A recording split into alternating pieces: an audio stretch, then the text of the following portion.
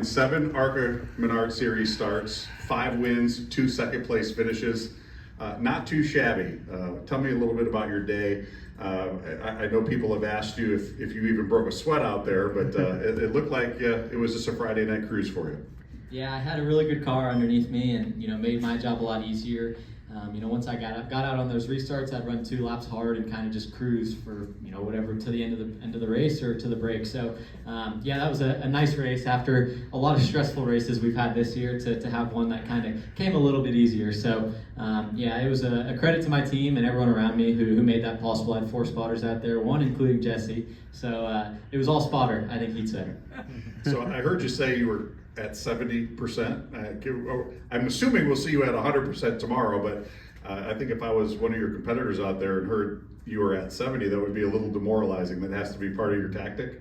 Yeah, no, I mean, you could say I'm at 70, but it's relative. But I was definitely not giving it all it had, and I did learn from last year after breaking the sway bar to stay off the bus stop curves a little bit once you get a lead. So I was staying safe where I could, and we had a tire cord in practice earlier in the day from kind of running out into those rumble strips, and so I was trying to stay off that and kind of just manage my stuff. I knew I had enough speed running at 80% to take me to victory lane, and just had to go out there and execute.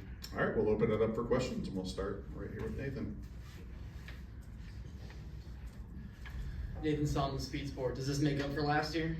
It still doesn't make up for last year, but it sure makes it a lot easier.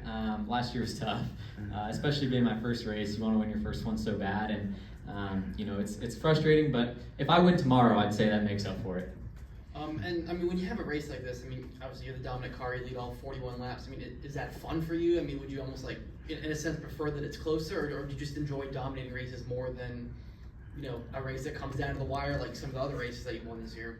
Yeah, in the heat of the moment, I'd say it's more enjoyable to dominate a race like that. But I'm excited to race tomorrow and go against guys that are proven and have won a lot of races on road courses. Guys like SVG, AJ, Willie B. There's gonna be a lot of tough competition out there tomorrow. So that's what really excites me to see where I stack up and just be able to learn. It's tough, right? Like that was kind of 41 laps of practice and kind of preparing myself for tomorrow. But tomorrow's going to be a real challenge, and I've got to get myself prepared for that. All right, still open it up for questions here. We'll come up to Bob. Bob Barker, Fox Sports. Does this relax you at all for tomorrow? The fact that maybe you did what is kind of expected of you, and then maybe I don't say less pressure tomorrow, but maybe that you've kind of done what most people you probably expect from yourself today. Yeah, I'd say this was definitely my expectation for today, and if I didn't win, I was probably going to be pretty upset. So it does feel good, but really I've been preparing for the Xfinity race, and that's my main focus this weekend. I've put in a lot of time to get myself ready for that, and this is kind of just laps to get myself prepared for tomorrow, and tomorrow's the big show. So yes, it's nice to get this win and start the weekend off right, but that's not going to make me satisfied with anything tomorrow. Does your first truck race lap be in your head for the first lap tomorrow? Oh, 100%. These races are way longer than you think they are, and I didn't really realize that at COTA until after the first lap. So definitely going to take it easy and just get through the first 2 stages, and hopefully by the end of the race I'll be there and be up front and in contention without 4 flat spotted tires and a nose that's torn off of it, and whatever was at COTA. I'm going to try not to do that. We'll go to Phil and then to Lee. Hi, Connor. Phil Allaway, Frontstretch. Just got to ask, you mentioned you had to modify your driving style after you quoted a tire in practice, but what do you think about the new curb setup we have here this weekend? Yeah, it's okay. You can still use it on restarts and use it on one-off kind of opportunities, but I'd be worried to use it much more than that.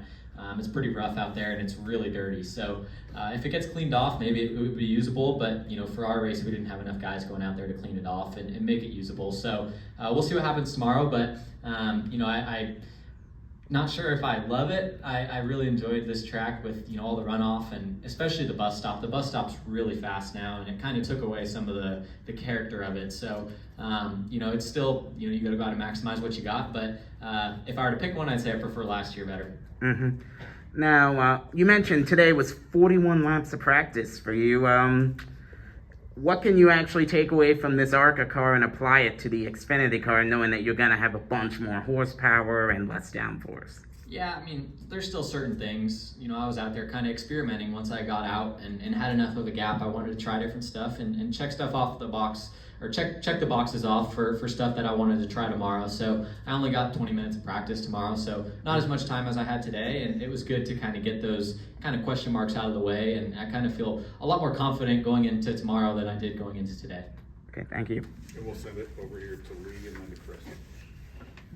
Lee Spencer, Sirius XM NASCAR Radio and CashFence.com.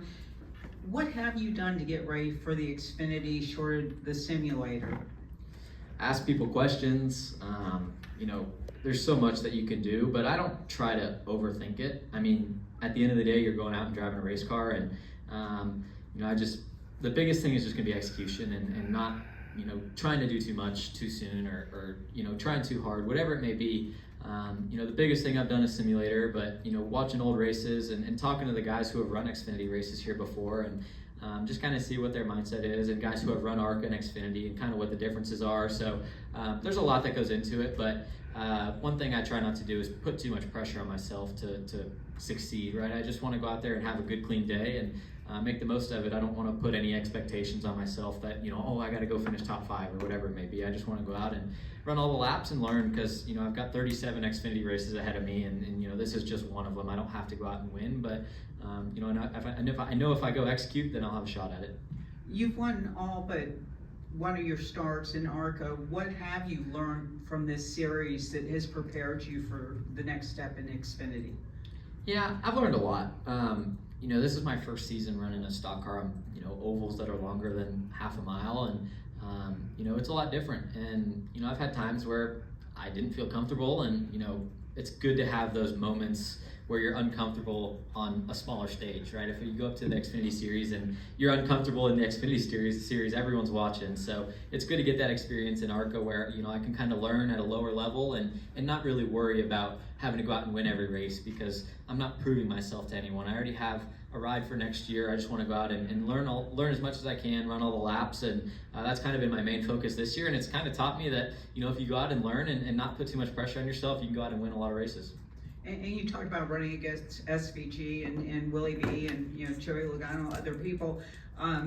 With SVG, part of the helmet handoff today. What have you talked to him, specifically regarding road courses? I mean, not that I don't know what you can learn from him, but I mean, he's been pretty stout, winning all of them this year in Xfinity racing. Yeah, he's been really impressive, and a guy that's kind of become my friend in the last 6 months. We talk almost every day, and he's been a guy that I can lean on for any advice that I need. And he's in his 30s, and on the backside of what is his entire career. He's at the beginning of a NASCAR career, but he's learned so much throughout his years in the sport and has been around it for way longer than I have. So those are the kind of guys that I like to lean on for advice. And he's got a bright future ahead of him going Cup Series racing next year. I'm really excited to see what he does, and looking forward to it. But he's just another one of my Trackhouse teammates that I can lean on. All 3 of those guys, or 4 of them actually. Zane's become one of my best friends here in the last few months too. It's been really cool to kind of have all those guys to talk to and lean on. They're all so much more experienced than I am at this stuff, and there's a lot I can learn from. Thank you. Go over to Chris. Chris Knight, CashFence.com. Congratulations, Connor. 2 quick questions. Can you give us a rundown of your remaining schedule for 2024? Because it keeps, you got a lot going on the last couple months.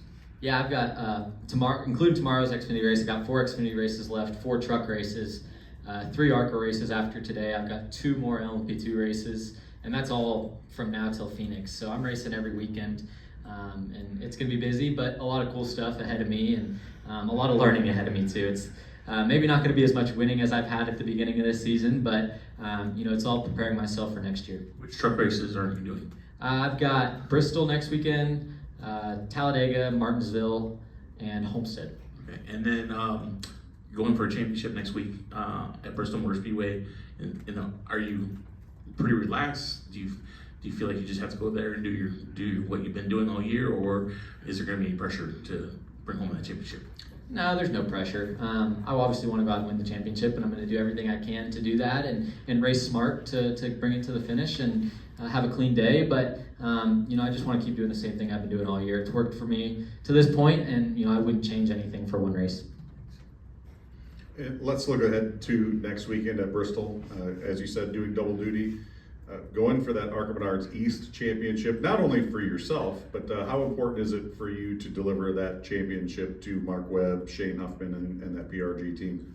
Yeah, it's big. It's been the goal the whole season, and Mark Webb, he's put so much into that Pinnacle Racing Group program. It's only their second year in the series, and to be competing with the 18 who's been in this series forever and has historically smoked everybody in the ARCA Menards series. It's really cool for a team on year 2 to be this successful. So it would mean a lot to bring it home to them. They've worked so hard this year. I can't even explain how much Shane and Steve, my car chief, work, and it's been really cool to win all these races with them, and it's only fueled the fire even more. So we'll go to Bristol next weekend with the same mindset we've had every week, and hopefully close out a championship. All right, man, congratulations. Go get them tomorrow. Thank you all. Hey race fans, I'm Chase Folsom with Frontstretch.com. If you enjoyed the short track video you just watched, please be sure to subscribe to Frontstretch Grassroots on YouTube for more Cars Tour, ARCA, and other grassroots racing content. And as always, be sure to check out Frontstretch.com for all your racing needs.